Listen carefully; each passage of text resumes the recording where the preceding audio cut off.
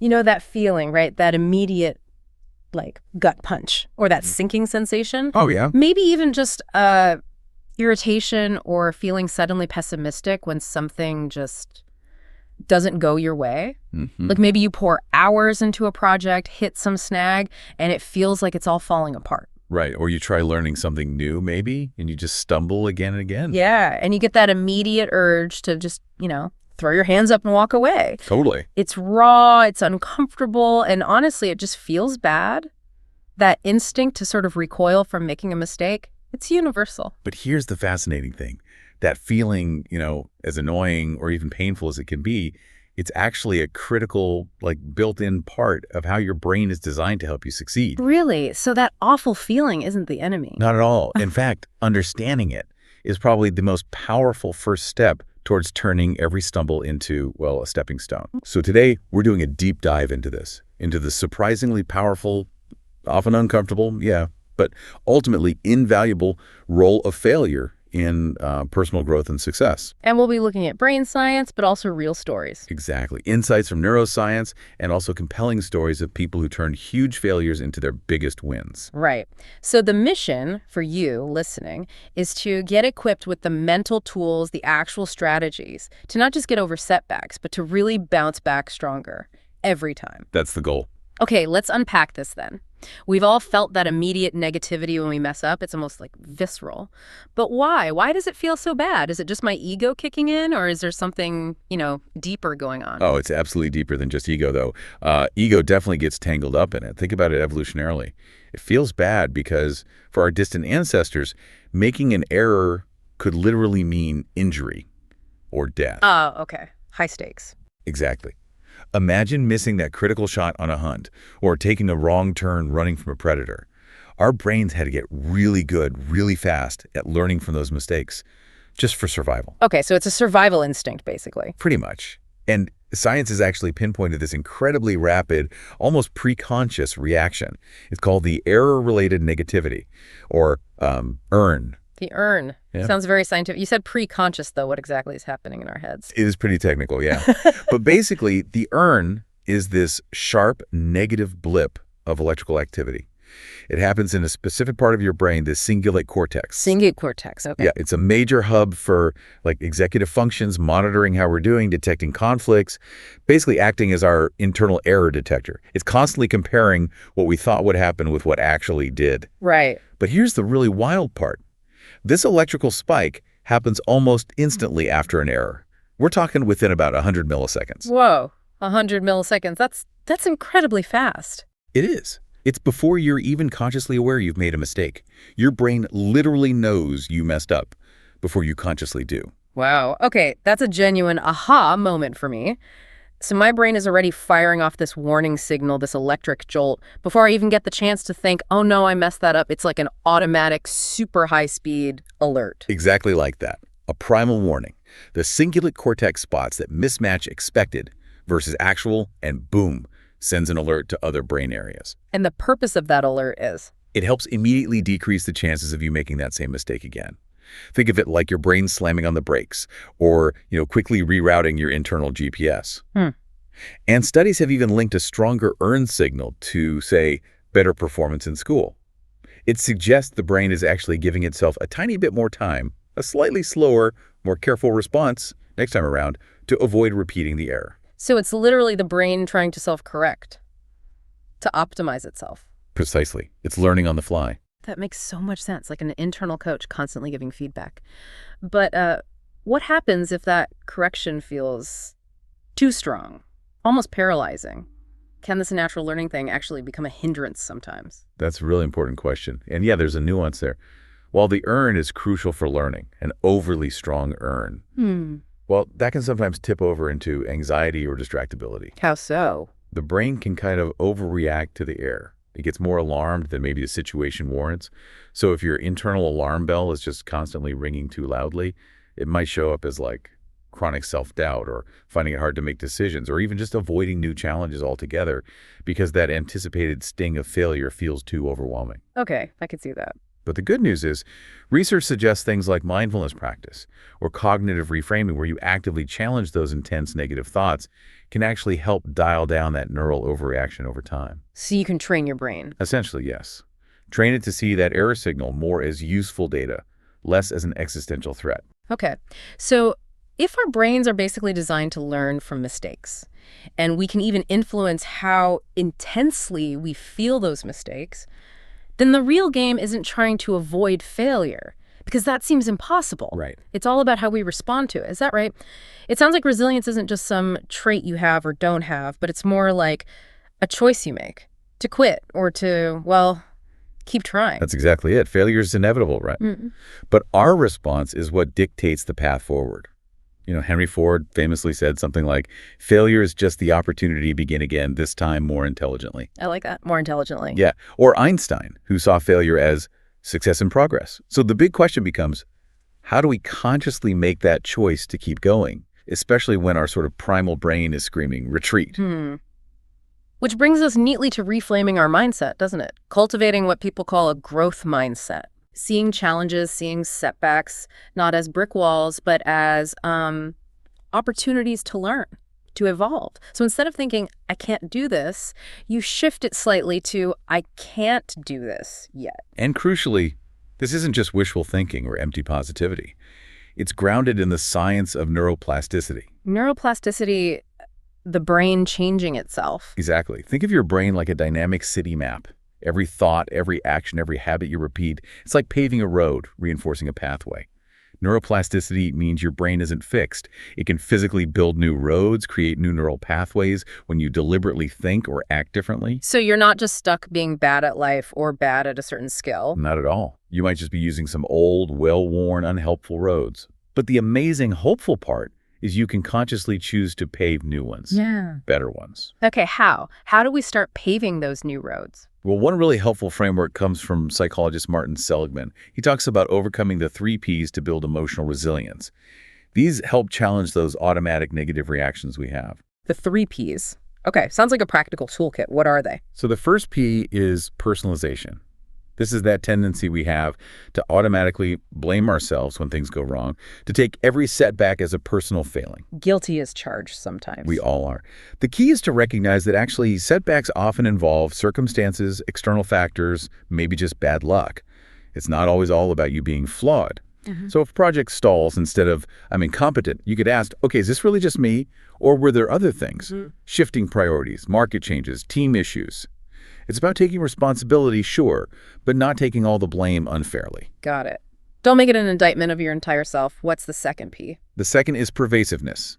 This is believing that one negative event will somehow bleed into and ruin every part of your life. Ah, the catastrophizing. Exactly. You have to consciously push back on that. Just because one thing went wrong at work doesn't mean your relationships are doomed, or your health is failing, or you'll never enjoy your hobbies again. It's about containing the setback to its actual area of impact. Don't let one bad meeting convince you your whole career is shot, Right. Don't let one cloud block the entire sun. Makes sense. And the third P? The third is permanence. This is the feeling that the bad situation, the negative feelings, they're going to last forever. That it's a permanent state of affairs. Which feels incredibly disempowering. Totally. So realizing that negative feelings and tough situations are temporary is vital for resilience. Things do change. You can recover. Lost a client. Doesn't mean you'll never get another. Had a terrible workout. Doesn't mean you're permanently unfit. So by actively challenging these 3 Ps, personalization, pervasiveness, permanencer, you start building a stronger, more flexible emotional foundation. You learn to move through setbacks, not get stuck in them. Okay, so we get the brain science, why it stings. And we have the 3 Ps for the mindset shift. But I bet you, listening right now, are thinking, okay, great theory, but how do I actually do this stuff when that gut punch hits? When the urn is firing and the negative thoughts are swirling? Right. Application time. Exactly. This is where we shift from the why to the how by building specific, actionable habits. Precisely. These habits are like the practical blueprint. They turn that understanding and intention into consistent actions that really make a difference when, inevitably, you face a setback. They're not magic wands, but they are concrete, repeatable steps that train your brain and you to respond more constructively. Okay, let's dive into those habits for the bounce back. First one seems to be Embrace failure as a lesson. Evaluate, don't obsess. Yes, this is critical. Instead of just beating yourself up or getting stuck looping on what went wrong rumination, you need to actively, consciously ask, okay, what can I actually learn here? What data did this setback give me? What specifically would I do differently next time? Like Thomas Edison, right, with the light bulb. He didn't see failure. Exactly. He famously said something like, I haven't failed. I've just found 10,000 ways that won't work. Each attempt wasn't defeat. It was information. Data points helping him zero in on what would work. Or Catherine Stockett, the author of The Help. Didn't she get rejected like 60 times? That's right, 60 rejections. Before it became this massive bestseller and a huge movie, she didn't quit. She arguably used each rejection as feedback, maybe tweaked things, definitely got more determined. It's about doing a sort of post-mortem, objectively reviewing what happened, the contributing factors, the new insights gained, but crucially, without the self-blame. So take responsibility for the lesson, not get bogged down obsessing over the mistake. Perfectly put. Yeah. That evaluation mindset helps calm that overactive urn we talked about. It shifts the signal from threat, danger, to, okay, useful information. And flowing naturally from that is the second habit. Practice self-care. Which sounds maybe a bit soft, but you're saying it's crucial. Absolutely essential. Not a luxury. It's a necessity for mental and emotional toughness, especially when you're dealing with setbacks. You know that saying, you can't pour from an empty cup? This is that. It means looking after your physical health, regular exercise, decent food, and really importantly, getting enough sleep. But it's also mental and emotional care. Consciously stepping away from problems sometimes, recharging with things you enjoy, maybe mindfulness, deep breathing, even visualizing success. Because problems feel bigger when you're exhausted. Undeniably. Everything feels more overwhelming, and your ability to cope just plummets when you're sleep-deprived or hungry or mentally fried. So prioritizing self-care isn't selfish. It's actually foundational for building resilience. That really rings true. I know when I skip my morning walk, that first little snag in the day feels 10 times heavier. Okay, habit 3. Set realistic goals and stay focused on the objective. Yeah, this is about perspective. Success, usually it's a marathon, not a sprint, right? Yeah. It takes patience, persistence. Think about those giant redwood trees like Hyperion. It didn't shoot up hundreds of feet overnight. It took centuries. Exactly. Centuries of slow, steady, consistent growth. So failure is like a detour on that long road. It's not a dead end.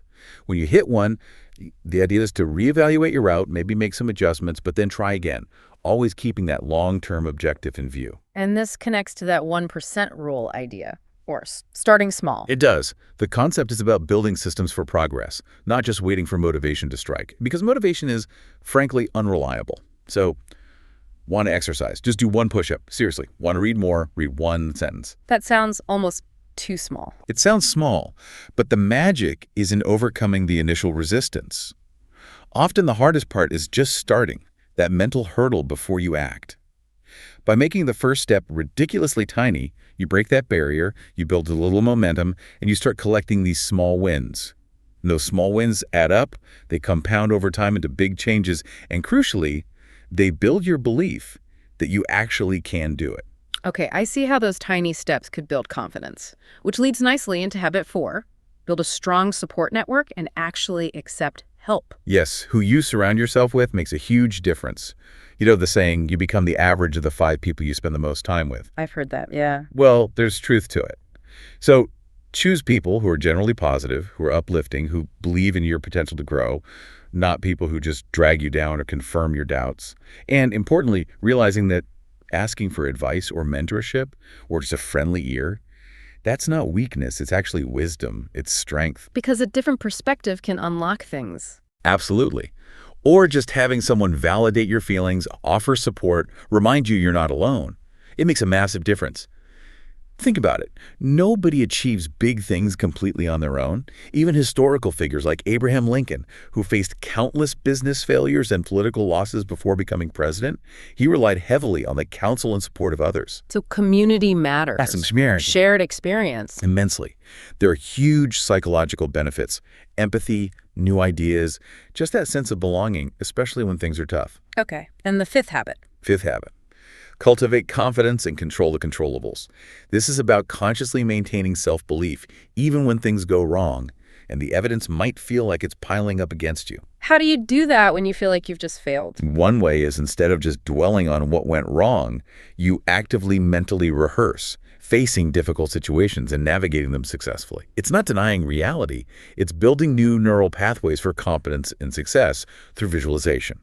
And crucially, focus your energy where it counts on the things you can actually control, like your attitude, your effort, your response to things you can't control. So, for instance, you can't control how a colleague might react if you make a mistake. But you absolutely can control how you respond to their reaction and what steps you take to learn from the mistake and prevent it next time. Okay. Focus on your sphere of influence. Precisely. Yeah. Think about Michael Jordan, legendary player, right? But he famously talked about all the shots he missed, the games he lost, the game-winning shots he was trusted with and missed. He said something like, "I've failed over and over and over again in my life, and that is why I succeed." Wow. So the failures weren't obstacles, they were the fuel. Exactly. His rejections, his setbacks, they drove him. And every time you face a challenge and get through it, you build that resilience muscle, and your confidence in your own ability to handle things inevitably grows. It really seems like all these habits tie into this idea of failing forward, doesn't it? That's a great way to put it. It's about taking risks, trying things, experimenting, and seeing failures not as endpoints, but as necessary, maybe even beautiful parts of the learning process. And it helps to remember you're in good company, right? So many successful people faced massive setbacks. Absolutely. Think of Steve Jobs fired from Apple, the company he started, Yeah. only to come back years later and lead it to become, well, Apple. Right. Or Walt Disney apparently fired from a newspaper job early on for lacking imagination. Can you imagine? Or Stephen King, struggling with poverty, addiction, getting rejection after rejection for his writing. His wife literally fished the manuscript for Carrie out of the trash. No way. Yeah. What united them and so many others was perseverance. They learned, they adapted, but they never lost sight of their why, their core purpose. That was crucial. And it connects back to the brain development too, doesn't it? You mentioned the cingulate cortex, the error processing part, keeps developing into our late 20s. That's right. Which is quite a long time, really. And it's a great parallel for our own growth journey. How so? It highlights that learning from mistakes isn't like flipping a switch. It's not a one-time event. It's a lifelong process, a continuous opportunity to evolve and get better at handling challenges, no matter how old you are. Our brains are literally built to keep improving at learning from failure. So wrapping this deep dive up, the main takeaway seems pretty clear. Failure. Yeah. It's unavoidable, yeah. Often uncomfortable, definitely. But ultimately, it's an incredibly valuable teacher. Couldn't agree more. It's not really about trying to dodge failure because you can and maybe shouldn't want to, but it's all about building those habits, cultivating that mindset so you can respond intelligently, extract the lessons, and consistently come out the other side stronger, more capable, more resilient. It really boils down to consistency in applying these ideas and having that fundamental belief in your own ability to grow. And just deeply understanding that every setback, every error, every little ping from your brain's urn, it's just data. It's powerful, actionable information. Information you can use to recalibrate, adjust your course. And keep moving towards what matters to you. So embrace the whole journey, including those inevitable bumps in the road. So for you listening, given that your brain is literally hardwired to learn from mistakes and that every single stumble is just data waiting to be analyzed, what tiny, maybe imperfect step will you take today to embrace your next failure, not as an ending, but as a stepping stone?